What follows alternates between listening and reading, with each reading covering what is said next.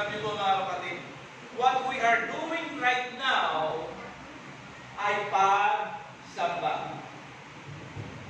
You know, ang pagsamba po mga kapatid ay hindi po ito limitado sa kung kanino ng tao lang. This is all open for all. Okay?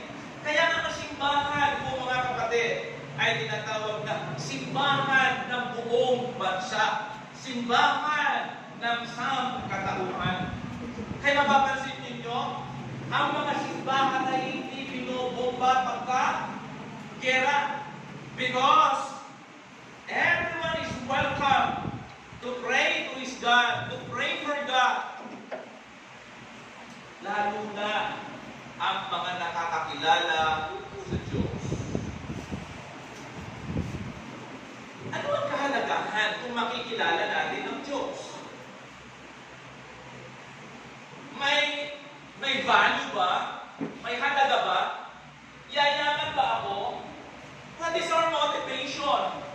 Bakit nais natin makilala ang Diyos? Ano dumidikta sa atin? Ano nag-aanyaya sa atin? Ano kung pwede natin yakapin kung makikita natin o makikilala natin ang Diyos?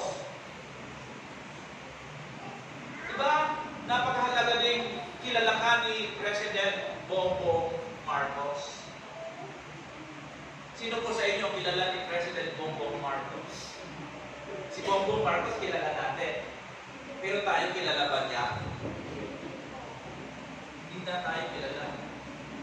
Therefore, kapag hindi mo kilala, hindi ka kilala ni Bongbong Marcos, you have no relationship with him. Diba? Kaya nais natin makilala ang Diyos sapagkat gusto natin magkaroon ng relasyon sa Kanya. Diba?